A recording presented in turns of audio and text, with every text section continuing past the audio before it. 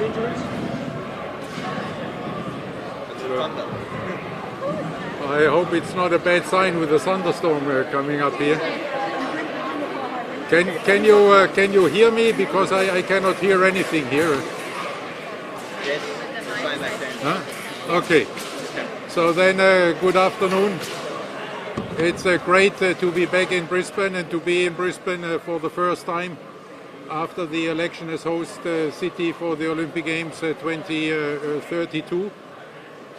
What I have heard there from our team under the lead of Kirsty Coventry, the preparations are going extremely well, and that I could also experience last week when I met with the executive board of the organizing committee in Sydney. And I can say, because I have been traveling in the meantime in the Pacific, that these Olympic Games will not only be games in Australia and for Australia. This will be Olympic Games with the whole Pacific region. You can see there the enthusiasm and the anticipation already at very high level. We have met young athletes and we have met sports officials, and on everybody's mind are these Olympic Games at Brisbane 2032, so we can look forward to this as a great Olympic festival and as a great engagement by the Olympic Games, by Australia, by the organizing committee, with the whole Oceanic Pacific region and with the entire Olympic movement. So all lights are on green. We only have to wait 10 years. Any? Okay. Well, good afternoon, everyone, and can I, of course, give a very warm Queensland welcome to President Thomas Bach, and of course, Queensland welcomes you with open arms, and we're very pleased to have you here today in our great city. And once again, it was an enormous privilege when Brisbane 2032 was announced in Tokyo last year. This week, we've had the pleasure of basically showing our members of the International Olympic Committee what our great state has to offer. Of course, number one is our people. Number two, our wonderful athletes. Number three, our wonderful venues. But of course today, it's about inspiring that next generation of young athletes that could one day dream to be part of the Olympics. We're very excited. There's a lot of work to do. We've got a 10-year runway, and every single Queenslander should be filled with immense pride that we have been awarded the Olympic Games in 2032. So I'll hand over to Kirsten. Thank you. Thank you. Good afternoon, everyone. Well, it's been a whirlwind of a day, last couple days actually. We've had a great experience going through to all the venues where the possible venues are going to be held, and just absolutely excited. Actually, just really take my breath away today. I had a few questions a little bit from the media last week on Brisbane and the capacity, and after what I saw today, I don't think you have anything to worry about. I know we've got 10 years, but it's such a great foundation. So yeah, I was really impressed with the facilities and the people and the experience at the facilities today that we went and toured around. Just incredible, the capacity that you already have. So really looking forward to this journey with everybody and building on a very solid foundation for the next 10 years. And the people have just been, well, you've all just been so welcoming and wonderful, and the children have been so excited. And I think that's really what I'm most excited about, is watching this young generation of athletes become your next Australian Olympians and inspirational leaders. So we're looking forward to it, and I just want to say thank you for making these last few days really special for all of us. Thank you. I think we have a taste just today and this past week of what happens when the eyes of the world are on Brisbane and Queensland. And having the IOC president and senior members of the IOC here is just that little taste that the world is watching and the world is excited for Brisbane 2032 and the preparations are well underway. Those preparations are not just about better facilities, better infrastructure, it's also about having the best home team.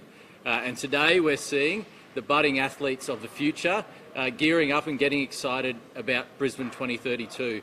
Australia really punches above its weight when it comes to sporting prowess, but we need to have the best possible home team. And I can see today, whether it's fencing or the other types of sports that people are excited about, we are going to have an amazing home team here in Brisbane 2032. So we'll have a great home team, great facilities, great transport infrastructure, and I'm excited. So. We'll go straight to questions now. Thanks, ladies and gentlemen. Mr. President, were you hurt in the fall earlier on, or were you okay? Sorry? Were you hurt in the fall earlier on, or are you okay? No, I'm okay. I'm absolutely okay. But, I was wondering before at the airport whether I'm really okay. Because I arrived and I went to wash hands, and what they gave me was a resurrection hand balm. So I was wondering whether there was any intention. Maybe I need it now, but I'm fine. Any Olympians amongst these children, do you think? I hope so.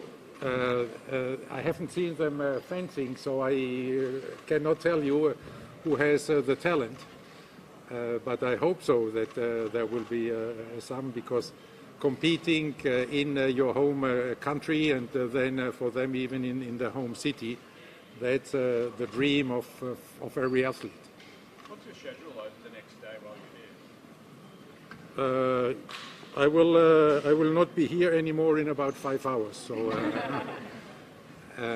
What will you be seeing while you're in Brisbane? I'm here for the fencing and to see the Olympics Unleashed program, of which I have heard so much before, which is so successful, and then being witness to one of these sessions is really encouraging.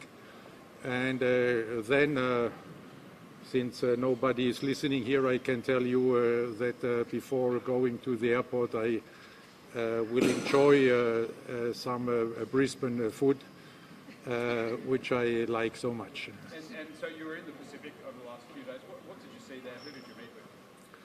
No, we were from Sydney. We went to Fiji for the General Assembly of the Oceanian National Olympic Committee. So they are meeting with all the 17 National Olympic Committees. From there, then we went to Tonga to show our solidarity and support for the people of Tonga and for the Olympic community there, where we will help in rebuilding sports infrastructure and to give them a bright future for the development of sport. And from there, then we went to the Cook Islands, where we spent a day there with many athletes in a number of sports, and with the National Olympic Committee. And also there we will help building a performance center and giving the equipment for a performance center for the athletes there.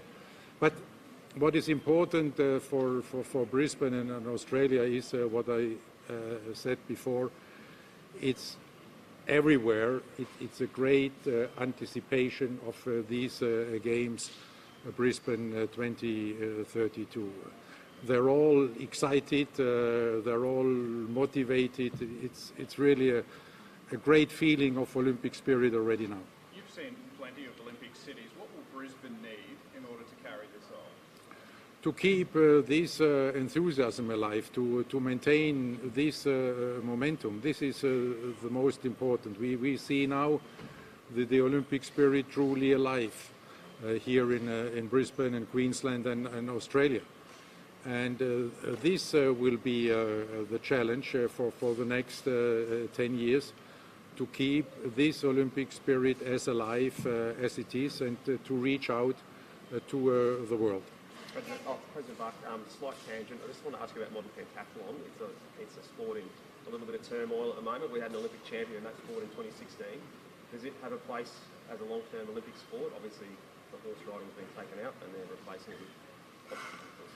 No, the situation is that we have not yet decided about the inclusion of modern pentathlon for the Olympic Games 2028 in Los Angeles. We are waiting now for the decisions to be taken in the International Federation, and we are monitoring also the way how they are taken. And after this, then the Executive Board of the IOC will take a decision either later this year or at the latest then beginning of next year. The Games are still a decade away. Are you going to be keeping a watchful eye on everything happening here in South East Queensland? Here she is. You know. That's the task of Kirsty Coventry and her team, to closely monitor, to be there, to guide, but also to give advice, and then to report to the Executive Board. And so we see an A team on the side of Brisbane 2032. So we are also offering an A team with the A leader from our side for this coordination commission. Yes, but like you've been in the Pacific the last few days, does the IOC have any concerns about the new security arrangement between China and the Solomon Islands? Is that a concern to the IOC? No, we are in sports, and there we saw the Solomon Islands National Olympic Committee in full force and as enthusiastic about these Olympic Games Brisbane 2032 as all the others. We've heard a lot about this Olympics. This Olympics is going to be a sustainable Olympics, and I think it's been touted as a carbon positive Olympics. How important is that for the future of the Olympics movement? It must be a climate positive Olympic Games because this Australia has underwritten in the host contract. We have it from the Olympic Games 2030 on mandatory that the Games must be climate positive, but we may have a very positive surprise, because inspired by this discussion in the IOC and initiated by the IOC, we have made our French friends very ambitious. So they're already now on track to have already the Olympic Games 2024 climate positive. And I guess then if the French can do it, the Americans will also be ambitious enough to do it. So then hopefully Brisbane 32 will already be the third in a row of climate positive Olympic Games, and how important this is. And this was a major topic there also in all our discussions on the different Pacific islands, who are the most under threat from climate change and the impact of climate change on their existence. Premier, just quickly, can I ask you, how close are we to seeing a chief executive officer being appointed for the Olympic Committee? In relation to that, we publicly said the other day, following on from the release from the chair, that a recruitment process will be undertaken, and then we'll be getting an update at the board. But I'll refer to the president, Andrew Liveris, to make comments about that. When are we expecting that? Look, we want to get that in place, but we also want to do a worldwide search and get the best person. Okay? No more questions? Thank you very much. Thank you. Just quickly on rain. Yeah, okay, I'll just do weather. If if everyone else wants to, I'll just do, yeah. Thank you. No. Yeah, look, thank you, and I'm keeping a close watch on this, and I've been advised that a lot of preparation has been undertaken, the councils are being briefed, but also to, can I please ask the community out there to listen to any alerts or updates that come out in your in your local areas. The heaviest of rains we're expecting from Tuesday to Thursday, and of course that is in that far north region from Ingham down to Rockhampton and out west. There is going to be a lot of rain, there is going to be a lot of flash flooding as well. So please, if it's flooded, forget it. And I already understand there may have been an incident on the Sunshine Coast. So please take care on the roads out there. You'll be getting regular updates from the Bureau of Meteorology. And please just remember, take care, look after your family. Would you suggest that people might reconsider holding events or things that might be planned outdoors and things of that nature, given some of the modelling looks pretty fierce? Well, look, at the moment, the southeast is looking okay, but we are expecting some rain, and of course those catchments have been saturated in the past. I do think up north people need to be thinking about their plans to make sure that they're listening very closely to their local weather updates, and people locally will know where the flooding does happen. But we are expecting a lot of rain. Extraordinary amount of rain, especially in the north of our state. So please, if it's flooded, forget it. Listen to the updates and be prepared. Thank you. Trigger a bit of anxiety amongst people who might already be living out their homes? I'm just saying to people, look, please listen to the alerts. I understand that some people have been impacted by the floods, especially across the southeast. This large volume of rain is expected in the other part of our state up north. So please just listen, be prepared, and if it's flooded, forget it. We lost, tragically, too many lives during the last event, and we can avoid that if people just watch very carefully, and if it's flooded, forget it. Do not go through those roads. Okay? Thank you. Thank you.